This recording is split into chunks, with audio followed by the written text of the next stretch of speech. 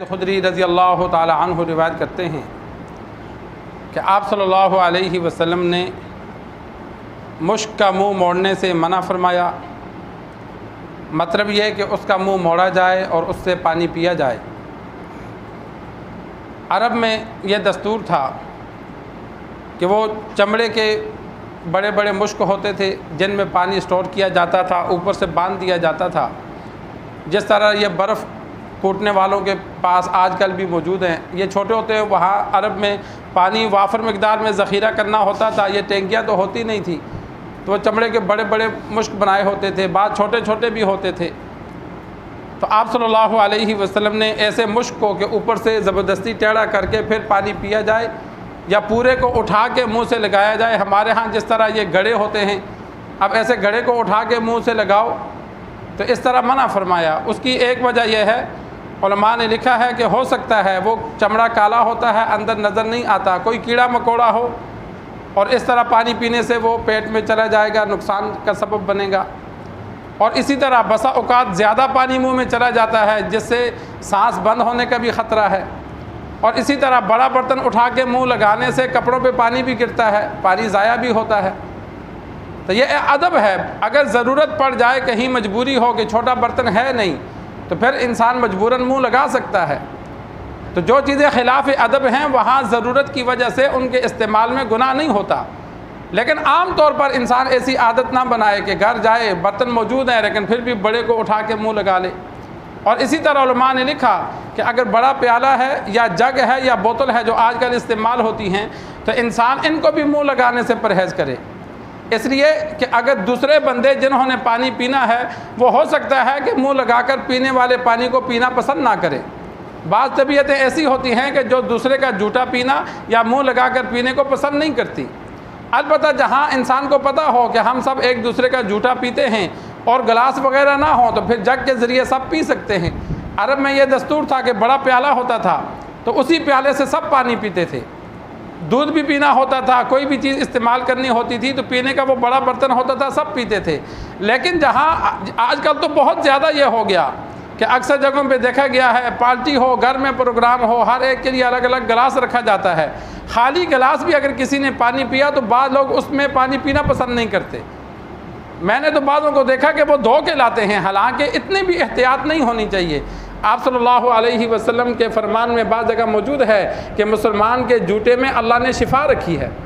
ہاں البتہ ایک بندہ نسوار کھاتا ہے، سگریٹ پیتا ہے یا کوئی نشہ کرتا ہے یا بعض لوگ صفائی کا خیال نہیں کرتے، تو ایسے بندوں کا جوتا نہ پیے انسان، یا ایسے بندوں کا برتن استعمال نہ کرے، دھو کے پھر استعمال کر لے۔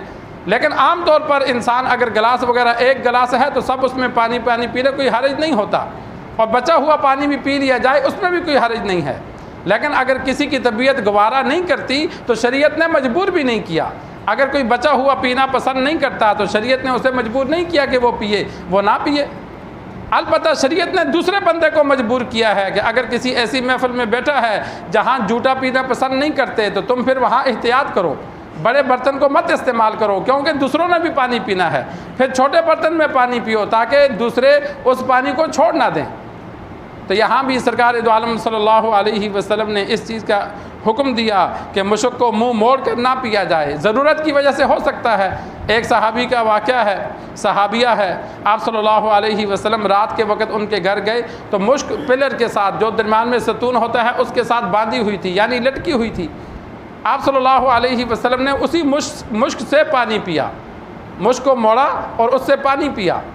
تو وہ صحابیہ اٹھی تو جہاں سے آپ صلی اللہ علیہ وسلم نے منہ لگا کر پانی پیا تھا اتنی جگہ کا چمڑا کاٹ کے اپنے پاس بطور برکت کے لیے رکھ لیا کہ اس جگہ کوئی اور منہ نہ لگائے۔ یہ صحابہ کی کوشش ہوتی تھی کہ آپ صلی اللہ علیہ وسلم جس چیز کو ہاتھ لگا لیتے، جہاں بیٹھ جاتے، جہاں منہ لگا لیتے، وہ صحابہ اپنے پاس بطور برکت کے رکھ لیتے تھے، اس چیز کو سنبھال لیتے تھے، اس کو دھوتے بھی نہیں تھے کہ یہاں آپ صلی اللہ علیہ وسلم بیٹھ چکے ہیں، اس چیز کو ہاتھ لگایا، اس کو منہ لگایا۔ ابو محذورہ رضی اللہ تعالی عنہ صحابی رسول ہیں، ان کے پیشانی کے بال زمین پر جاتے تھے، لمبے قد کے تھے لیکن ان کے پیشانی کے بال اتنے لمبے تھے کہ زمین پہ دور تک جاتے تھے۔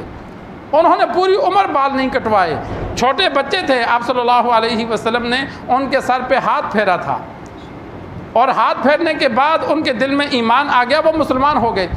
لیکن وہ ہاتھ جہاں آپ صلی اللہ علیہ وسلم نے پھیرا تو انہوں نے اگلے حصے کے بال پوری عمر نہیں کٹوائے۔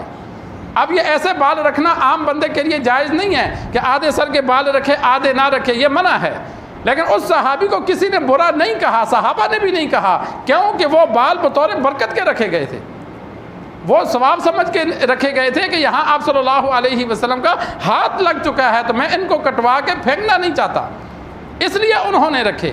تو یہاں بھی سرکار دو عالم صلی اللہ علیہ وسلم نے پانی پیا تو علماء نے لکھا چھوٹی مشک تھی اس لیے وہاں سے پانی استعمال کیا، یا برتن کوئی موجود نہیں تھا اس لیے استعمال کیا، تو یہ جواز بھی ہے اور عدم جواز بھی ہے۔ تو علماء نے لکھا کہ بڑے برتن کو منہ نہ لگایا جائے اور چھوٹے برتن کو انسان لگا سکتا ہے ضرورت کی وجہ سے۔ اللہ سے دعا ہے اللہ ہمیں دین سیکھ کر سمجھ کر عمل کرنے کی توفیق عطا فرمائے۔